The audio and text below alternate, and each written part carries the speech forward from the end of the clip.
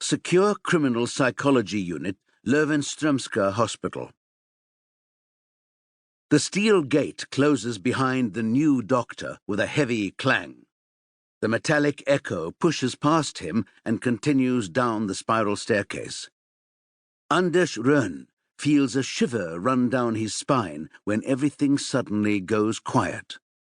As of today, he is going to be working in the Secure Criminal Psychology Unit. For the past 13 years, the strictly isolated bunker has been home to the aging Jurek Walter. He was sentenced to psychiatric care with specific probation requirements. The young doctor doesn't know much about his patient, except that he has been diagnosed with schizophrenia non-specific, chaotic thinking, recurrent acute psychosis with erratic and extremely violent episodes. Anders Rönn shows his ID at level 0, removes his mobile, and hangs the key to the gate in his locker before the guard opens the first door of the airlock.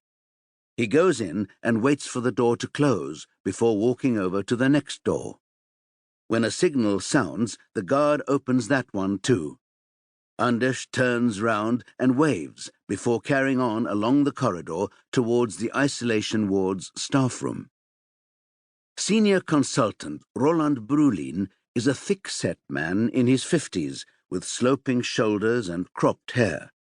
He is standing, smoking, under the extractor fan in the kitchen, leafing through an article on the pay gap between men and women in the Health Workers magazine.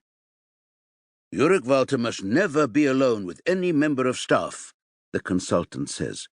"He must never meet other patients. He never has any visitors, and he's never allowed out into the exercise yard. Nor is he—" "Never?" Anders asks.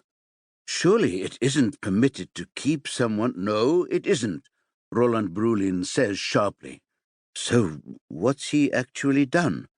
"Nothing but nice things," Roland says, heading towards the corridor. Even though Jurek Walter is Sweden's worst-ever serial killer, he is completely unknown to the public. The proceedings against him in the Central Courthouse and at the Court of Appeal in the Wrangelska Palace were held behind closed doors, and all the files are still strictly confidential.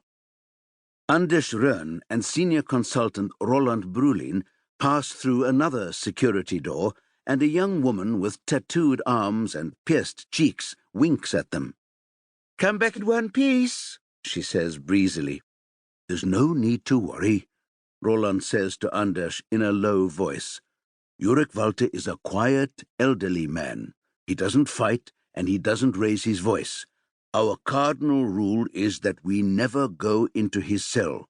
But Leffe, who was on the night shift last night, noticed that he had made some sort of knife that he's got hidden under his mattress. So obviously we have to confiscate it." "How do we do that?" Anders asks. "We break the rules. We're going into Jurek's cell. You're going in to ask nicely for the knife." "I'm going in?" Roland Brulin laughs loudly and explains that they're going to pretend to give the patient his normal injection of risperidone, but will actually be giving him an overdose of Zipadera. The senior consultant runs his card through yet another reader and taps in a code. There's a bleep, and the lock of the security door whirs. "Hang on," Roland says, holding out a little box of yellow earplugs. "You said he doesn't shout." Roland smiles weakly, looks at his new colleague with weary eyes, and sighs heavily before he starts to explain. "Jurek Walter will talk to you, quite calmly, probably perfectly reasonably," he says in a grave voice. "But later this evening, when you're driving home, you'll swerve into oncoming traffic and smash into an articulated lorry. Or you'll stop off at the DIY store to buy an axe before you pick up the kids from preschool." "Should I be scared now?" Anders smiles. "No, but hopefully careful," Roland says. Anders doesn't usually have much luck, But when he read the advert in the doctor's journal for a full-time, temporary but long-term position in the secure unit of the Löwenströmska hospital, his heart had started to beat faster. It's only a 20-minute drive from home, and it could well lead to a permanent appointment. Since working as an intern at Skaraberg Hospital and in a health centre in Huddinge, he has had to get by on temporary contracts at the regional clinic of St. Siegfried's Hospital. The long drives to Växjö and the irregular hours proved impossible to combine with Petra's job in the council's recreational administration and Agnes's autism. Only 2 weeks ago, Anders and Petra had been sitting at the kitchen table trying to work out what on earth they were going to do. "We can't go on like this," he had said, perfectly calmly. "But what alternative do we have?" she had whispered. "I don't know," Anders had replied, wiping the tears from her cheeks. Agnes's teaching assistant at her preschool had told them that Agnes had had a difficult day. She had refused to let go of her milk glass, and the other children had laughed. She hadn't been able to accept that break time was over, because Anders hadn't come to pick her up like he usually did.